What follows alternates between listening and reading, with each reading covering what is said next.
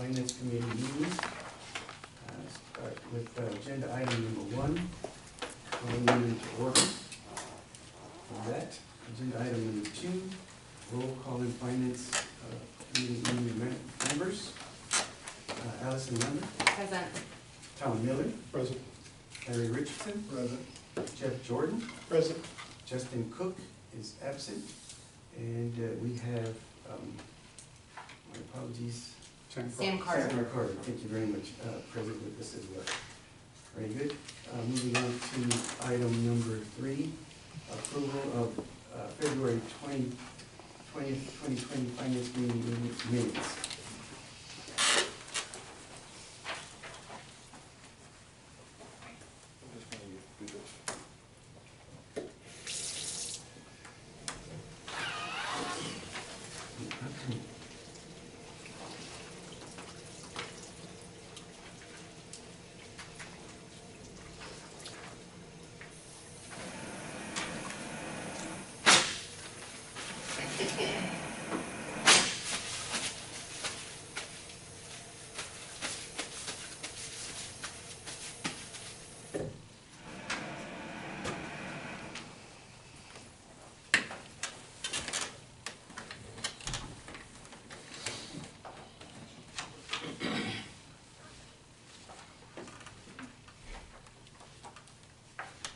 Make a motion to approve the February 20th Finance Committee meeting minutes. I'll second.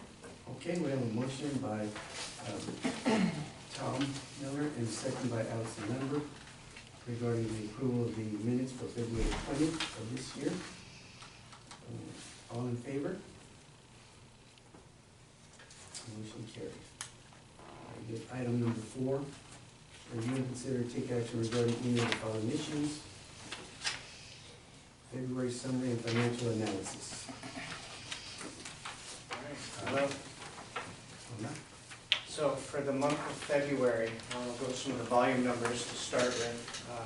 We saw 84 inpatients that drove up our average census slightly up to a little over 9 for the month. I can tell you that for the current month, that's dipped back down a little bit again, so we're not running a lot of inpatients. The ER still saw over 1,000 visits, but that was over 90 visits less than they saw in the previous month. We did have a shorter month, however, as well. Lab and radiology dipped down about 5% from the previous month, but again, with a shorter month and with the dip in ER visits, that should be expected.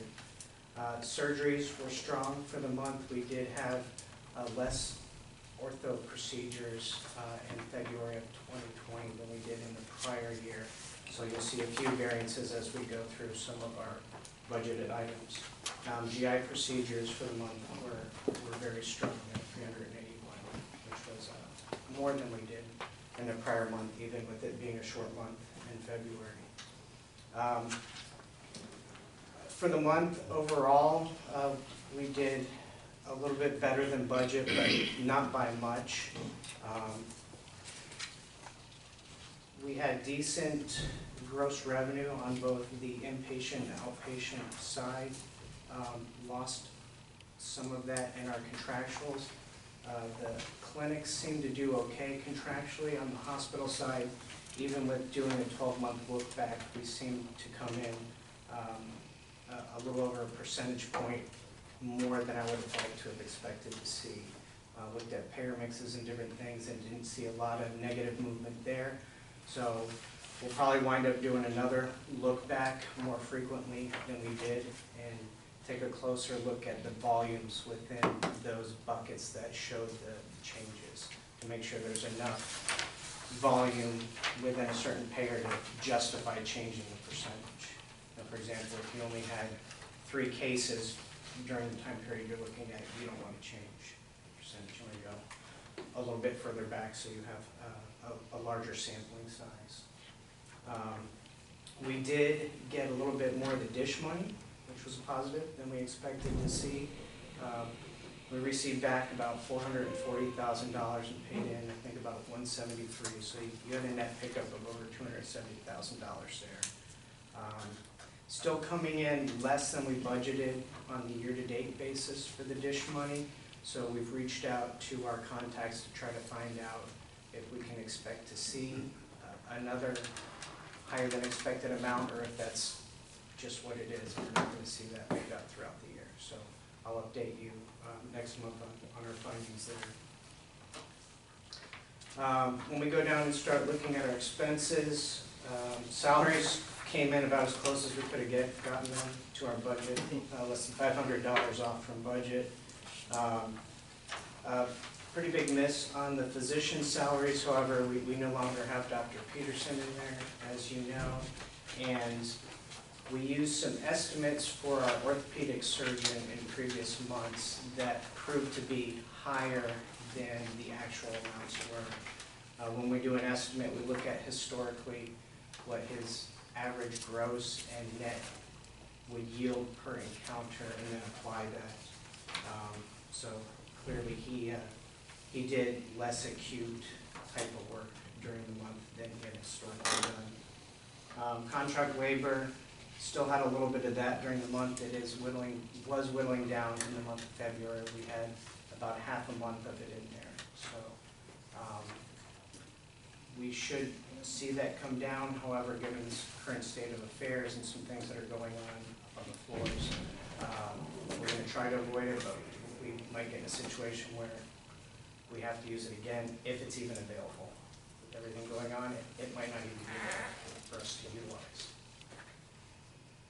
Supplies coming in under budget for the month. The big ticket item there was implants. As I mentioned earlier, the orthopedic surgeries were less than they were in the prior year, and that's how we base our budgeting, is off of historical. So that was expected to come in under budget. No real big expenses during the month on our repairs and maintenance, so coming in under budget again there. Keep your fingers crossed. On the other costs, prior year we had some employee recruitment. I think that was for our COO last year. Timing looks right. And relocation that we had in there. We didn't repeat that this year, so that's coming in slightly under budget. And then the physicians, when they use their CME, they have all year to use it. We can't predict when they're going to use it, but there's been no changes contractually. They still, for the most part, can use $5,000 in any 12-month period on their CMEs. For now, the cash on hand is still strong, even though we did make our bond payments. We did pay out the Endeavor bonus. We've made a lot of the payments for the MOB renovations, still have about $600,000 more left, maybe 700. So we're looking at 156 plus days on hand at the end of February. Average daily expenses coming in within that $94,000 to $97,000 range that they always do. Cash collections for the month coming in at a little over 2.6, and we are starting to see some of the tax money decline. Saw a pretty big decline from January to February, and then we'll see even more going from February to March and so on. So they'll start to whittle down to probably under $50,000 pretty soon here. Remodeling, from what I've seen, I haven't been inside the building, but I know Bob and some of the others have toured it. It's coming along very nicely, and they're starting to put some of the sod outside, if you notice, in the canyons. Trying to get it cleaned up and looking nice. Home health, I'll mention briefly, that one's a little bit of an unknown for us right now. There were some big changes in the way the reimbursement is structured. So now we're only getting a very small portion, 20% up front, and the rest of it is going to come at the end of the cycle. So we showed a pretty significant decline in the home health financial statements for the month of February. The thought is that the overall amount should still be the same. They're just changing the timing of things, so that we're going to keep a close eye on and see over the next 2 to 3 months if that holds true. What's the money cycle? starts to come in. What is it, about 60 days, about 60 total? days. Some can go longer. Physical therapy, it just depends. But it's also about seeing people in a certain amount of time. You declare what the visits are you do to take care of somebody in a timely manner, and you have to meet those goals, so you have to dictate that ahead of time, and provide a plan and meet those quality measures, and so then payment is based on that. They hit home health all the time, so this is something that I was hit when we first took it over and reworked it. It's gonna need another rework as we see payments again, so it's something we're just gonna have to stay on top of. And so I think we'll have a better idea, because we have a great quality organization, and so we'll see the payments come, and we may not need to make much adjustment, or we may need to make some adjustments. We'll have to do So a close theoretically, eye. in about 60 days, the numbers will start to normalize again as the payments come in, Yes. so we're just gonna look ugly for. Yeah, and there still may be a lag even at that point, because you're still only getting that 20% up front and then waiting. But we'll be able to know if we have a bigger issue to be concerned with. We should, I mean, I know that's time, but 60 to 90 days, we should start understanding better Yeah. where we're at and how we're. Yeah, and they changed a lot with the documentation requirements and everything that you have to do, so it seems to be quite a bit more paperwork and tedious to make sure that you're getting paid. And so we hit home health real hard, and the rehab, it was always the big payer out of home health. And so rehab has been hit real hard this go around. So we're meeting with rehab and looking at those areas. Physical therapy, I'm sorry. The physical therapy is being hit hard now. So we're gonna have to look at those payment models. And we'll probably move, we employ our physical therapists, and we employed our LVNs and RNs for the most part, but we went for a pay-per-visit, so they received X amount of dollars no matter how much time they spent with the patient. Or it behooved them to meet those quality measures and to get the job done when they go out there, not an hourly rate. So now we're looking at moving our physical therapy into that same model. Just kind of curious on the ER, so we're seeing what, a little over 30 a day in ER roughly. Yeah, What's our capacity?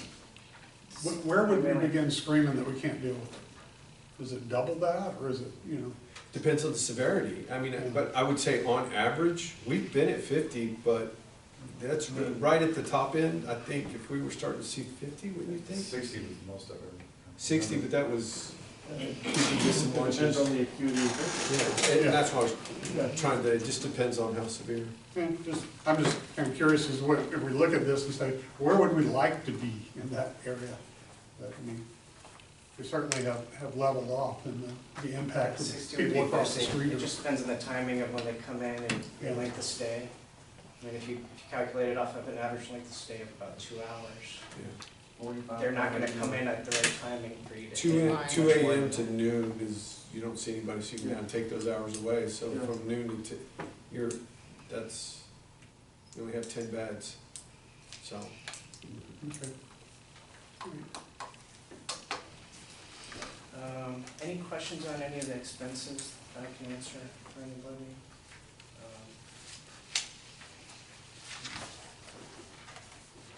Our days in AP dropped pretty significantly over the prior month. We changed some of our procedures in our accounting department as far as getting approvals on things and what things maybe don't need approval.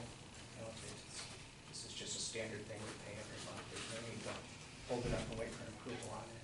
As long as someone's going in and verifying that all the Yes. rates are still correct.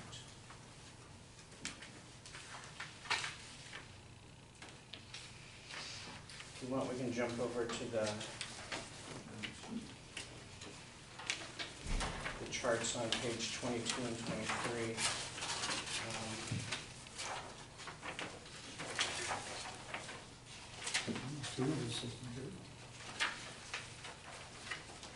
Our days in AR keep getting lower and lower. We're down to 36, as you can see. February was a short month, so we had a little bit of a difference between our cash collections and our goal. The goals are calculated on the previous months, which were much higher volume months.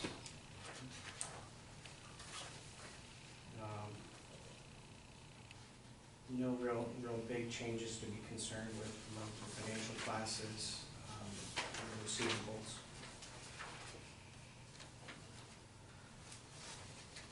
The hospital, I think, collected a little over 100,000 for the month, which is right over 100,000. And the clinic's coming in at about 90,000 for their point of sale collections. So two strong months.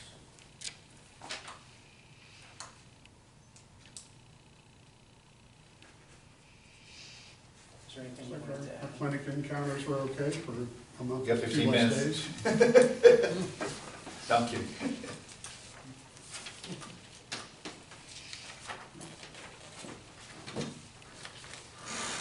Pretty straightforward month. Yeah, it's a pretty clean month, for February. So, No huge surprises. did you say why our cash on hand went down? Yeah, we made our big bond payments, the That's what- February payments, that's what I thought. it's your interest and your principal payment. And then we also paid out, quite a bit for the renovations, and we paid out our endeavor. I just, we talked about the AP went down 400 grand too, so. Yep. Yeah, the Paid days. down a lot of our bills. Mm-hmm, So, that's good.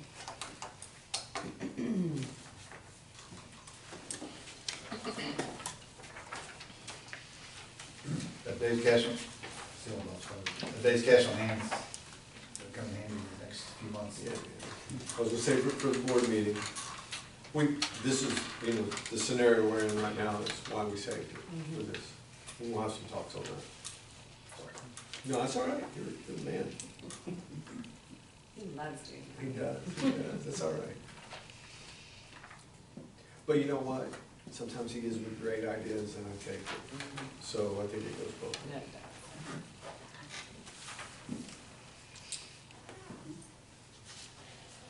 So next month's meeting will start at 5:15. Yeah.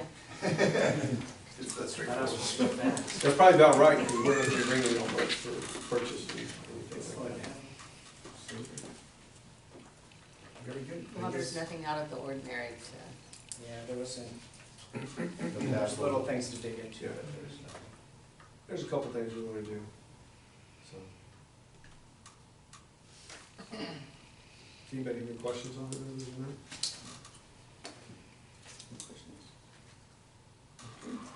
Very good. Then I guess we should go ahead and, I move that we recommend to the main board approval of the financial statement for February 2020. we could have a motion by Mary Richardson to approve the February summary and financial analysis as presented. Second. Your second by Jeff Jordan. All in favor? Motion carries. Very good, so we move on to item number 5, and that is the adjourning of this meeting. We are adjourned, time now is 5:18. Okay, that's a world record. Yeah. Shortest finance committee meeting ever. I don't think that will ever be I broken. think I had one that was like only 10 minutes. Oh, did you? I did.